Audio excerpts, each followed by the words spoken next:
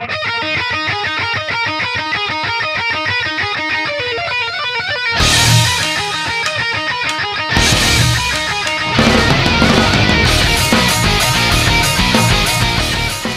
so that's how the idle circuit works. Alright, take a break, please. It's on. Okay, that was the idle circuit. Now the main jet is this guy. And he's got another cone-shaped end, but a much sharper pitch. So it's a coarser adjustment. This fits in down here in the float bowl. When this is closed, by the way, can you see it, Keith? Can you see? There it is. And you can see that when this is closed, it actually kills the fuel going into the secondary circuit here for the idle circuit, so it will kill both. But of course that will be open in order to get the motor to run, and to run on high speed. So this regulates how much gas goes into the main circuit by the adjustment here. So it's important again that you don't over tighten these things, because if they get a flat spot in them, they won't be very adjustable. So that's important. Okay. So now the main jet is this. This is the main jet, and it goes right into carburetor right here. And you're going to see, if you look in the carburetor, I'm going to open it. Can you see in the carburetor throat, Keith? I don't know if I can get my light on it. Alright, I'm going to screw the main jet in. Can you see it coming through here, Keith? Right in there? Maybe. If you look, right there, there's a brass. Now you see it. Now you don't see it.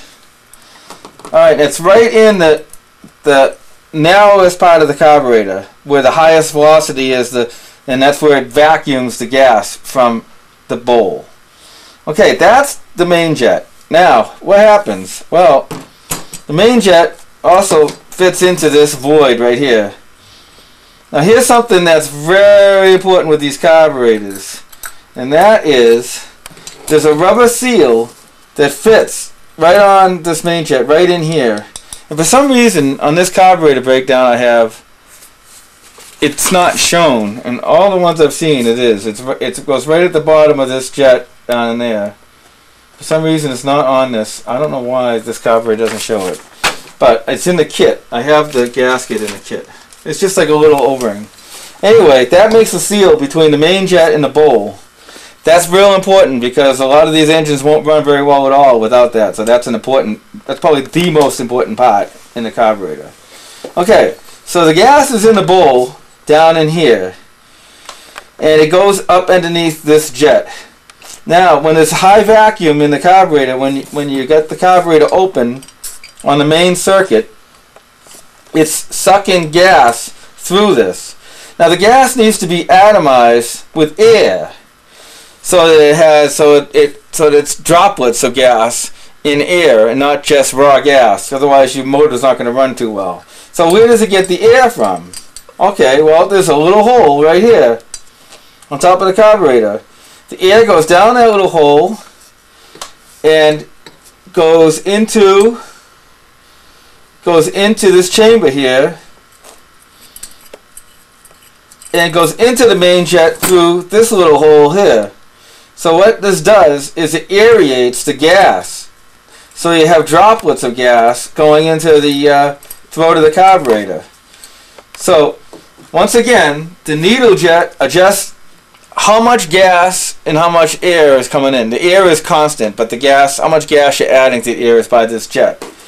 As the air goes rushing through the throat of the carburetor, it draws that emulsified mix of gas and air through the jet into the airstream and then into the engine, and that's your high-speed circuit of the carburetor. So we've gone over the low-speed circuit, how it works, and the high-speed circuit, and the fuel bowl metering, how it keeps the gas inside the carburetor. So the things that usually go bad with these things is they get all clogged up, and you have to get all these orifices clean, and the floats go bad and they sink.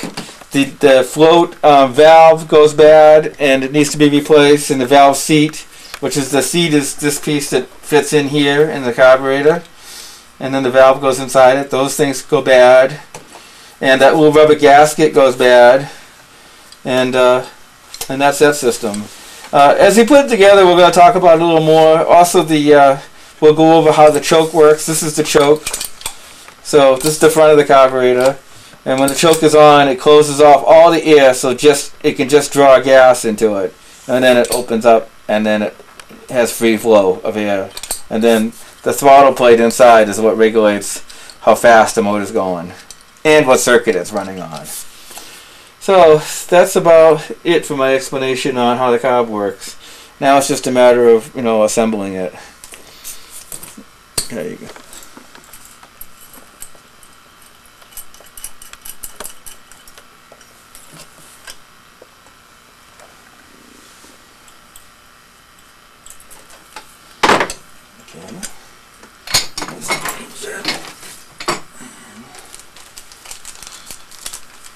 Put that in there, I guess. Okay.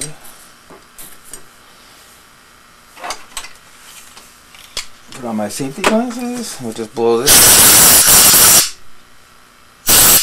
That's all nice and clean. And now we're going to put in a new cover.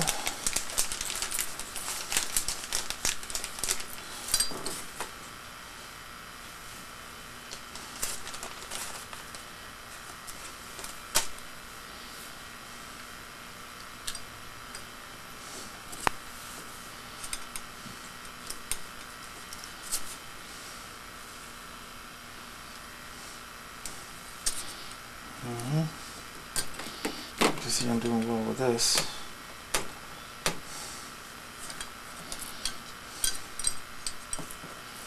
I stopped taping, Keith. Alright, these covers, what you do is you get them set in there, and then you got to flatten them out. Now, I'm just trying to get it seated in there before I flatten it out. Alright, now. Alright, now I'm going to use a right punch and flatten that out. Stop it, Keith.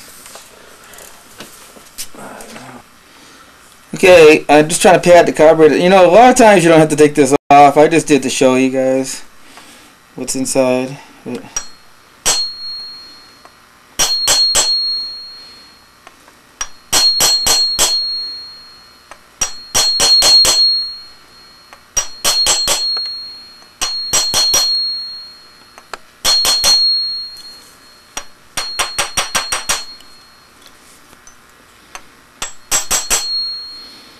You just want to flatten this out. You don't want to make it concave because it'll get loose again.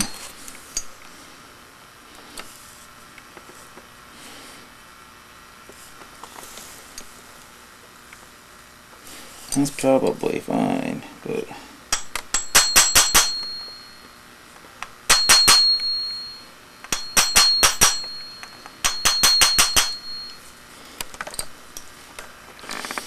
okay, I think that's it. So when I flatten this out, what it does is it causes it to spread out. It's like a, cup, so it flattens it out and it gets wider around the outside, so it seals. Well, that's how you put those in. And to get it out, here's the one I took out. You drill a hole in it and you just pry it out. And that's it. That's how that works.